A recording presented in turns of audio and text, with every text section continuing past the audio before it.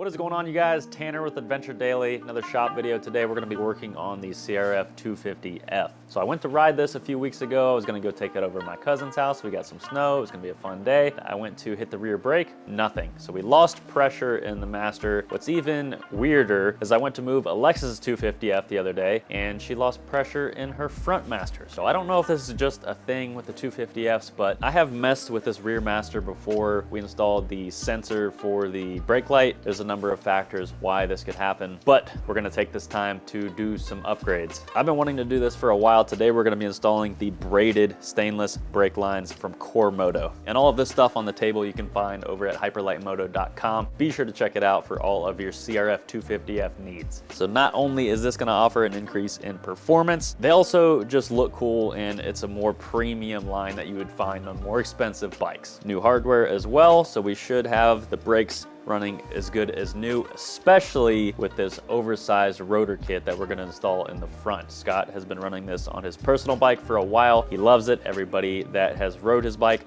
loves it. We're definitely going to see a big increase in performance. This is 270 millimeters in size. We're also going to be trying out some AMX fork guards, a lot more protection with these. And if you prefer the inverted fork look, this kind of mimics the guards on an inverted fork. Now I do have the Anchor fork guard and rotor guard on there right now. That is not gonna work with the oversized rotor. So AMX also makes an oversized rotor cover. I'm not sure if they will work with the fork protectors. We might have to modify some things. Also, today's video is sponsored by onX. onX is a GPS mapping app that lets you find all of the off-road trails near you or wherever you're looking to ride. You can plan and build routes, log trips, and a whole other host of features that we'll talk about in future videos. While this may be a sponsored ad, Lex and I have been using onX for years, especially while out west looking for places to camp. It shows you all of the public land as well as private land and who owns it depending on what tier you purchase. We used it quite a bit when looking to buy our property. It was nice to be able to see the property lines in real time and see who owns what around that. But if you're looking to ride in new areas or do any kind of off-road outdoor exploration, I highly recommend trying it out. Use my code ADV20, all lowercase, to save 20% on a membership. There's a few different tiers to choose from, so hit the link in the description and start mapping out your next adventure.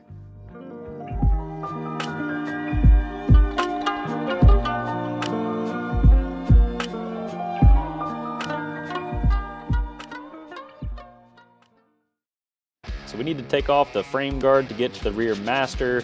As always, when I take something off, I clean what's underneath it. I'm going to take the caliper guard off, and I actually have an aftermarket one to replace it. I forgot to show that in the beginning. Before we replace the line, just for fun, I'm going to try to get pressure back into the system. But I used a screwdriver to press the pins in to kind of jump start the master, squeeze any of those air bubbles out of the line and bring them to the top. And after doing that a couple times, I was actually able to get pressure back. So if you don't want to go through a whole bleeding process and your bike's been sitting a while, try this method before you get too crazy. But let's go ahead and get rid of this old crusty rubber line. There's only one clamp holding it down on the swing arm there. Wish I would have grabbed one of those aftermarket ones from Hyperlight. As mentioned, the Moto lines come with all new hardware, so use the new crush washers for sure.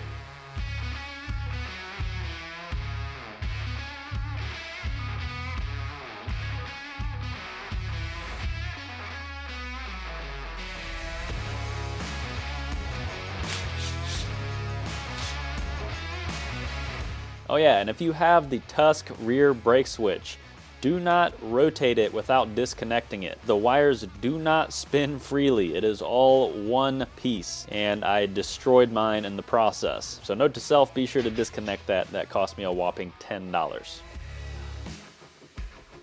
Be sure to torque those banjo bolts down pretty good to compress those crush washers, but not too much, because remember, this is cast aluminum and you do not want to strip the threads out. Also, leave the rear master disconnected or you won't be able to get a socket or a wrench in there to tighten it up.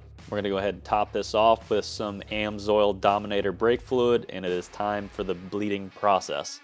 Now, I'm not going to show the whole thing. It probably took me a good 10-15 minutes to get all the air out and all the fresh fluid in. I do have a vacuum bleeder, but for the sake of simplicity, I went ahead and did without, just to show you that it can be done. If you've never done this before on a bike or a car, this is a super easy place to learn, especially in the rear. You have your lever right there that you can reach. You want to pump the brake until you get some pressure built up and hold it down, and then crack the bleeder loose to remove the air. At first, you're not going to have a whole lot of anything, but just keep trying. You will get some air moving through there eventually. Best way to do it on a budget is to just get a piece of hose, run it into a bottle. That way you're not making a mess. So I didn't get any spacers in my kit. I'm not sure if they supply you with them, so I had to use my own. Just used a few grade 8 washers to get that caliper guard spaced out because it wouldn't fit without them. The front is a little more difficult than the rear just because the distance between the brake lever and the caliper. Thankfully, I have long arms, so I was able to reach both at the same time, but if you can't, definitely get a helper on this. So I went ahead and clamped the new hose down temporarily, but the fork guards that I have will actually replace that.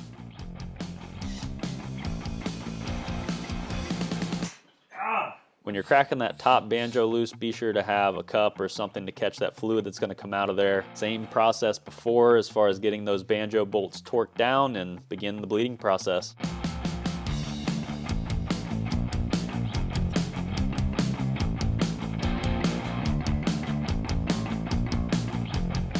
Now, you always want the master to be higher than the caliper to let gravity do its work. I didn't have a problem in the rear with leaving the master on there, but it took me a while to get all of the air out of the front. You can also try flicking the line a little bit to get the bubbles to move out. But what helped me was to cock the handlebars to the left to get the master up a little bit higher. Then those bubbles finally squeezed out of there.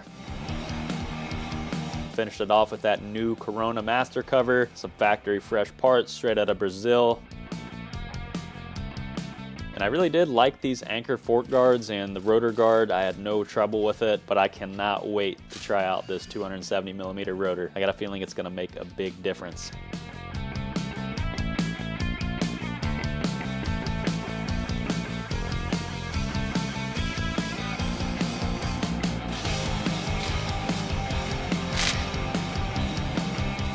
All of these caliper bolts have red Loctite on them, so I like to use an impact to just zip those off of there. I'm not going to reinstall that plastic cover. It's really not doing a whole lot. If anything, just traps moisture.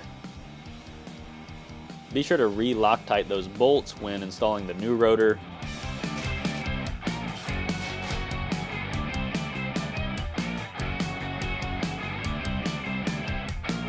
Now, the bracket for the new rotor guard slides onto the end of the axle in between the rotor and the fork leg there. Pretty simple design. Uses 3 Allens. Be sure to Loctite those as well.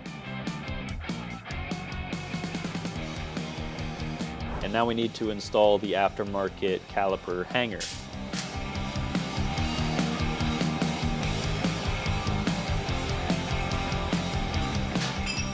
Another trick part, this thing looks pretty sweet. You need to swap that pin over as well as the boot for the pin that's on the caliper. Grease those as well. You want everything sliding good, keeping the corrosion out. Be sure to remember the orientation of the brake pad retainer clips. That can kind of be tricky sometimes if you're not paying attention to how you took them off.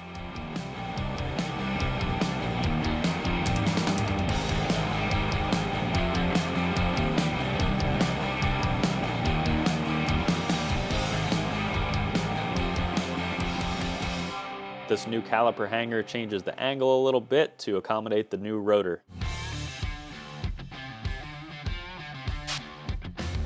Went ahead and undid that factory brake hose clamp because it is time to install the new fork guards. And yes, this side's fork guard does work with the rotor cover. It's a bit tight, but there are no clearance issues. Now there's a cap that goes on the bottom of the fork leg. This is what the fork guard actually attaches to. Uses 3 square nuts like you'd find in a battery terminal. The bottom of those fork leg caps use a nut that is recessed into the plastic. Those can be a little tricky to get on.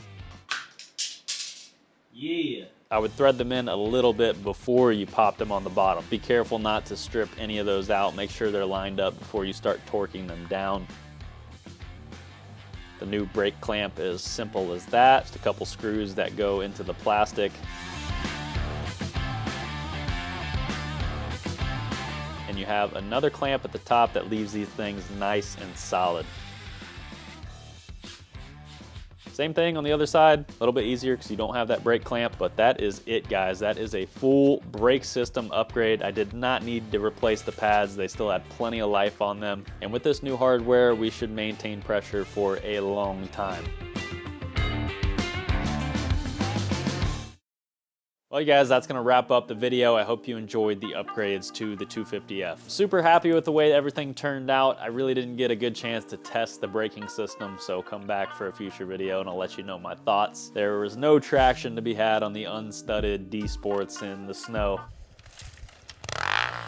Almost broke my freaking wrist, but definitely happy to get this done. I've been wanting to get those braided lines on there for a while, and we've got some more trick parts on this, so I love building this thing up. And once we get a makeover, I don't even think people are gonna know what the hell this is. And that was the first ride with the Belparts exhaust. Sounds really good, a lot better than it picks up on camera. It's a little bit blown out and raspy, kind of like your mama, but overall I'm really pleased with it and everything else we've done to the bike. It's coming along good, but we got a long ways to go. Once again, thank you to Scott for sending this stuff out. Be sure to check out hyperlightmoto.com for all your 250F parts and accessories. We got plenty of other videos coming soon, so we're still not even close to being done with this bike. Some of the best stuff is yet to come. If you got any questions, concerns, or just want to say what's up, use the comment section down below. Always love to hear what you guys have to say. Wrapping things up with the camper right now, and we are headed to the mountains. So be sure you're subscribed if you're not already. Stay tuned for future videos, and always remember to live free and adventure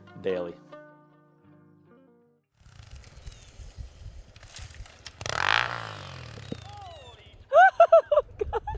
Fuck. What the hell just happened? I couldn't stop. Somebody did a little whiskey throttle. Did it look cool? Yes, At it looked first? cool. At first. Oh, it man. sounded cool. So I came through here, bounced off the tree, and whatever the hell this is about broke my wrist.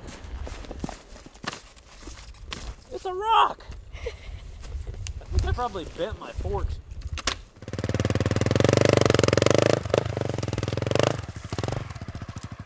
I think my bars are tweaked.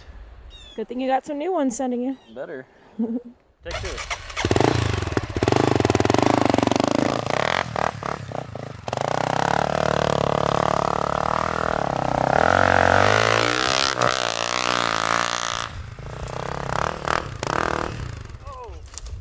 Oh.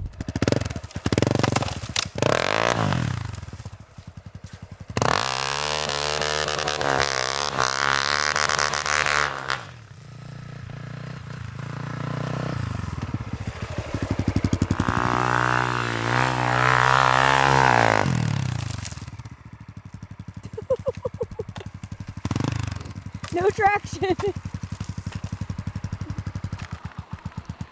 Run away, diesel!